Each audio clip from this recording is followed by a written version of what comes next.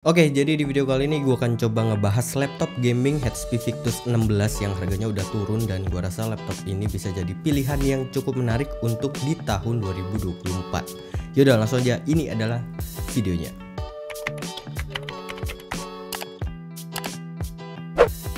Halo semuanya, balik lagi sama gue Tio Nugroho dari channel Gadget Body. Oke, jadi yang akan gue bahas ini adalah HP Victus 16 S0055AX. Laptop seri Victus ini adalah pengganti dari HP Pavilion Gaming, dan untuk level dari seri Victus ini ada di bawah seri HP Omen. Jadi untuk harga pastinya laptop ini lebih terjangkau dan masih punya spesifikasi yang mumpuni dari kakaknya HP Omen. Untuk spesifikasinya, laptop ini pakai prosesor AMD Ryzen 7 7840HS, RAM-nya 16GB DDR5 dual channel, dan storage-nya 1TB SSD M.2. Untuk bagian layar pakai ukuran 16,1 inci, panelnya IPS, refresh rate-nya 144 Hz, resolusinya 1920x1080 atau Full HD, tingkat kecerahannya di 300 nits, dan akurasi warnanya di 100% sRGB. Untuk discrete GPU-nya pakai RTX 4050 dan integrated GPU-nya pakai AMD Radeon 780M. Untuk laptop yang gue coba di sini sebenarnya produk sampel yang nggak dijual di Indonesia, tapi nggak perlu khawatir ada yang versi Indonesianya. Bedanya kalau yang versi di sini pakai RTX 4050, sedangkan untuk yang versi Indonesia lebih tinggi alias pakai RTX 4060. Untuk bedanya itu doang, sisanya sama semua. Untuk harga yang versi Indo gue lihat udah turun dari awal rilis itu di 20 jutaan, sekarang udah di 16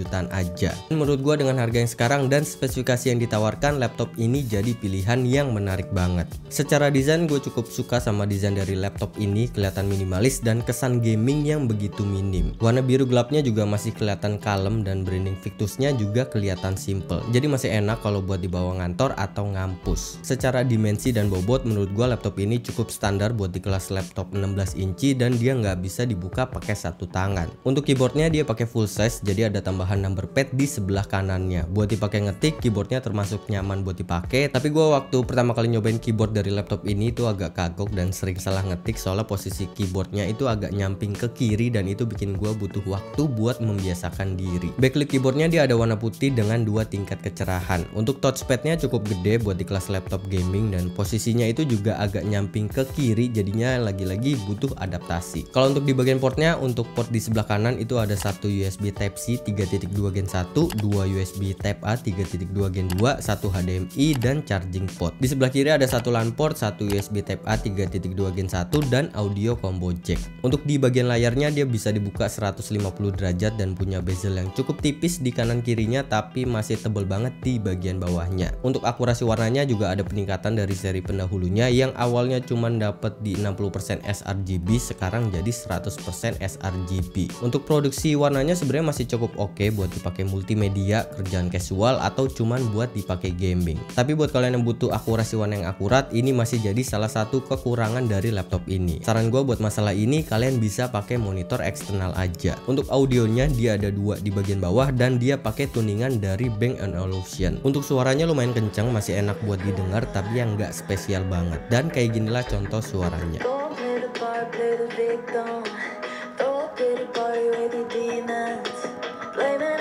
Untuk webcamnya dia ada di bagian atas, dia juga punya webcam protection gitu yang bisa kita buka tutup secara manual. Settings videonya juga meningkat dari seri pendahulunya, alias sekarang bisa pakai settingan Full HD atau 1080p. Oke, jadi ini adalah contoh perekaman dari laptop HP Victus 16, dan untuk resolusi sendiri dia itu mentok di 1080p 60fps. Kalau untuk resolusi ini udah termasuk bagus, karena laptop di kebanyakan ya itu cuma mentoknya biasanya di 720p aja, dan untuk hasilnya kalau menurut gua nggak bisa dibilang bagus dan nggak bisa dibilang jelek juga, cukup standar sih.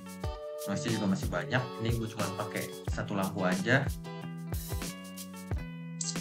Untuk utility-nya dia pakai punyanya Omen Gaming Hub. Di sini kita bisa atur performanya, ada 3 mode, ada Eco, ada Balance, dan Performance. Kalian juga bisa atur thermal controlnya dan monitoring temperatur sistemnya. Di sini kita juga bisa atur grafik switchernya, ada mode hybrid atau mode discrete. Oke, jadi kita masuk ke performanya. Secara performa laptop ini udah pakai AMD Ryzen 7000 series ditambah dengan GPU RTX 4050. Kalau buat dipakai kerjaan ringan, udah pasti laptop ini tuh bisa banget buat diandelin. Tapi kayaknya gue bakal coba tes gaming atau benchmark aja biar kalian bisa lihat gambaran seberapa kenceng performa dari laptop ini. Ya udah langsung aja, ini dia hasilnya.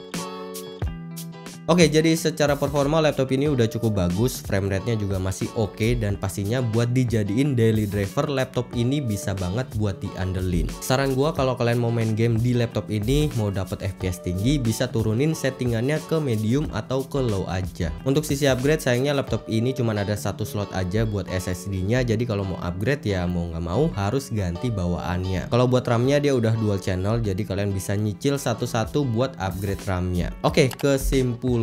Jadi laptop HP Victus 16 ini cocok buat kalian yang butuh performa buat gaming ataupun buat pemakaian produktivitas. Kalau secara performa laptop ini udah cukup bagus dan bisa banget buat diandelin. Desainnya juga simple, minimalis, dan akurasi warna yang meningkat dari seri pendahulunya. Untuk ngecasnya juga dia udah support fast charging, jadi bisa ngecas 50% dalam waktu 30 menit aja. Tapi gue nggak terlalu suka sama dimensi dan bobot casannya yang gede banget, jadi makin berat kalau mau pakai laptop ini untuk mobilitas. Untuk harga, menurut gue laptop ini sekarang udah worth it banget karena harganya udah turun di angka 16 jutaan. Mungkin kalau harganya masih di atas 20 jutaan, gue itu masih mikir-mikir lagi sih kalau mau beli laptop ini. Tapi semenjak laptop ini harganya turun, laptop ini bisa jadi opsi yang cukup bagus buat kalian pertimbangkan. Oke, mungkin segitu aja. Terima kasih banyak buat yang udah nonton. Kalau kalian tertarik sama laptop ini, gue akan taruh linknya di deskripsi di bawah. Terima kasih banyak buat yang udah cabut. Sampai ketemu lagi di video selanjutnya.